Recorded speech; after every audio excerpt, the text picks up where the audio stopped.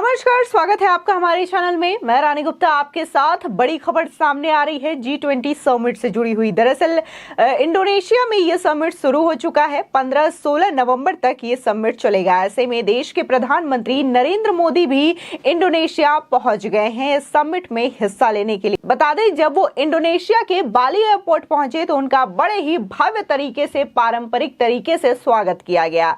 और इसी के साथ ही जब प्रधानमंत्री नरेंद्र मोदी G20 शिखर सम्मेलन पे पहुंचे तब उन्होंने सीधे तौर पर कहा कि देश में जो इस तरीके से तबाही मची हुई है उसका संबंध सीधे तौर पे कोरोना और इसी के साथ ही यूक्रेन रशिया वॉर से जुड़ा हुआ है। जब तक यूक्रेन रशिया वॉर थमता नहीं तब तक ये जो दुनिया में समस्या चल रही है उसका निपटारा नहीं हो सकता। इसी के साथ ही उन्होंने कहा कि अगर इस दुनिया की अर्थव्यवस्था को अच्छी गति देनी है तो इसके लिए भारत भी महत्वपूर्ण है। इसी के साथ ही देखने को मिला प्रधानमंत्री नरेंद्र मोदी यूके के नए प्रेसिडेंट जो कि भारतीय मूल के हैं ऋषि सुनक, उनसे भी उनकी मुलाकात हुई और ये मुलाकात खासा चर्चा का विषय बनी हुई है।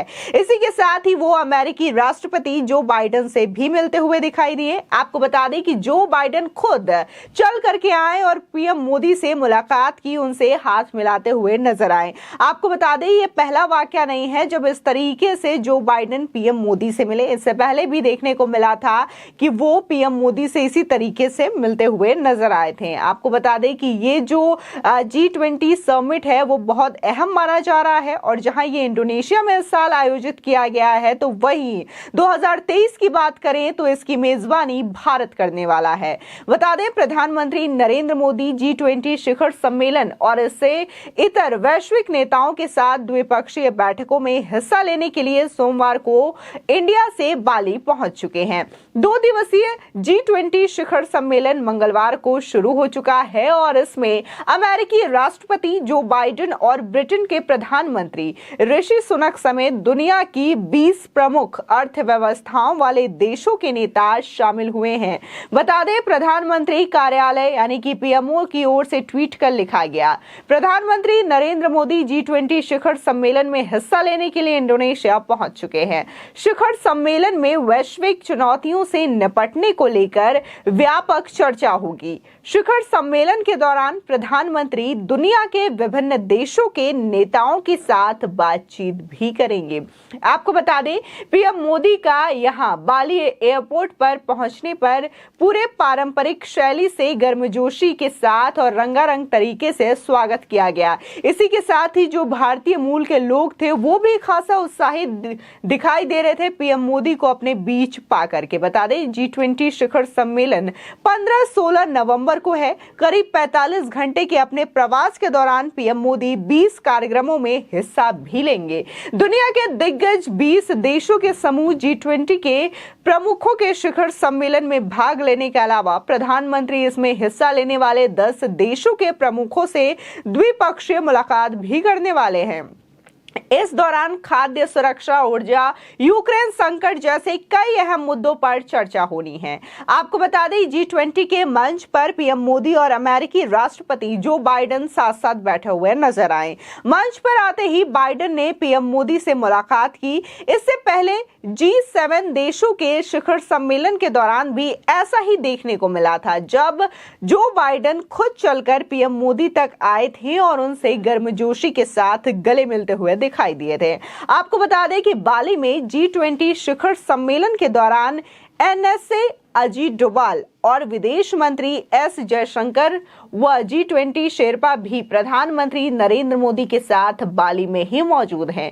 रूस के राष्ट्रपति व्लादिमीर पुतिन ने G20 शिखर सम्मेलन से दूरी बना रखी है। हालांकि उन्होंने इस बैठक में भाग लेने के लिए रूस के विदेश मंत्री सरगेई लावरोव को अपने प्रतिनिधि के रूप में वहां भेजा है। वहीं चीन के राष्ट्रपति शी जिनपिंग भी इस G20 सम्मेलन में भाग लेने के लिए बाली पहुंच चुके हैं। आपको बता दें कि इस सम्मेलन के दौरान प्रधानमंत्री नरेंद्र मोदी व जिनपिंग के बीच बातचीत की संभावना जताई जा रही है। हालांकि इसकी आधिकारिक पुष्टि तो फिलहाल नहीं की गई है। आपको बता दें जहां पीएम मोदी G20 शिखर सम्मेलन में पहुंचे तो यहां पर इंडोनेशिया के राष्ट्रपति जोको विडोडो ने उनका स्वागत किया। आपको बता दें, प्रधानमंत्री नरेंद्र मोदी ने G20 शिखर सम्मेलन के दौरान फूड एनर्जी सिक्योरिटी सत्र में भाग लिया और इस दौरान उन्होंने कहा कि कोरोना और यूक्रेन युद्ध के कारण दुनिया की सप्लाई चेन प्रभावित हुई है। इससे दुनिया में तबाही फैल चुकी है। साथ ही उन्होंने कहा कि UN जैसी संस्थाएं इन मुद्दों पर विफल रही हैं, इसलिए हम सभी को मिलकर यूक्रेन युद्ध को रोकने का रास्ता निकालना होगा। इसी के साथ ही प्रधानमंत्री नरेंद्र मोदी ने कहा कि वैश्विक विकास के लिए भारत की ऊर्जा सुरक्षा बेहद महत्वपूर्ण है, क्योंकि भारत दुनिया की सबसे तेजी से उभरती हुई अर्थव्यवस्था है। साथ ही उन्होंने ये भी कहा कि हमें ऊर्जा की आपूर्ति पर किसी भी प्रतिबंध को बढ़ावा नहीं देना चाहिए और ऊर्जा बाजार में स्थिरता सुनिश्चित की जानी चाहिए। साथ ही पीएम मोदी ने यह भी कहा कि 2030 तक हमारी आधी बिजली अक्षय स्रोतों से पैदा होगी। आगे उन्होंने कहा कि भारत में स्थायी खाद्य सुरक्षा के लिए हम प्राकृतिक खेती को बढ़ावा दे रहे हैं और बाजरा जैसी पौष्टिक और पारंपरिक खाद्यान्नों को फिर से लोकप्रिय बना रहे हैं। साथ ही बाजरा वैश्विक कुपोषण और भूख को भी दूर कर सकता है। इसी के साथ ही जिस तरीके से उनकी मुलाकात यूके के पीएम ऋषि सुनक से हुई तो ये बेहद खास बताई जा रही है और साथ ही जिस तरीके से पीएम मोदी ने भारत का प्रतिनिधित्व किया तो इसको लेकर भी चर्चाएं जोरों पर हैं। देखने को मिला कि जहां प्रधानमंत्री नरेंद्र मोदी बाली के एयरपोर्ट पर पहुंचे तो उनका किस तरीके से स्वागत किया गया, पूरे पारंपरिक तौर तरीके से उनका स्वागत किया गया, जो कि इंडोनेशिया और बाली का जो शैली है वो शैली साफ तौर पर एयरपोर्ट पर देखने को मिली उनके इस स्वागत के दौरान। इसी के साथ ही जो वहां पर भारतीय मूल के लोग हैं उनमें भी खासा उत्साह देखने को मिल रहा है। जब पीएम मोदी वहां पर पहुंचे तो इसको लेकर के काफी खुशी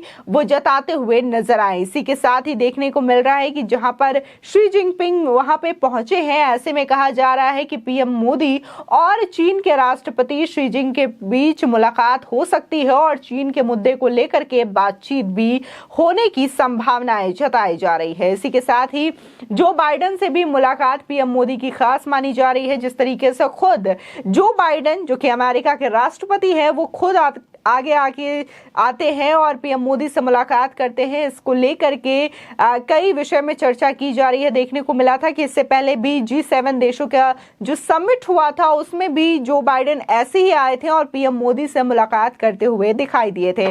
फिलहाल 15 से लेकर के 16 नवंबर तक ये शिखर सम्मेलन चलने वाला है।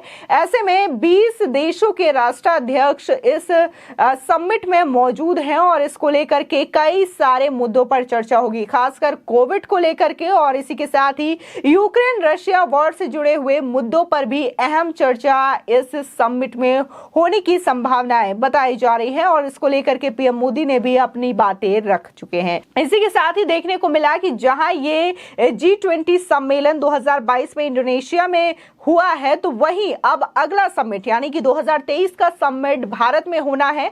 ऐसे में इसका लोगो और वेबसाइट भी लॉन्च कर दिया गया है, जिसको लेकर के काफी प्रशंसा भी की जा रही है। फिलहाल आपकी इस खबर पर क्या राय है हमारे कमेंट सेक्शन में जरूर बताएं। आगे की और भी अपडेट के लिए चैनल को सब्सक्राइब करना ना भूलें।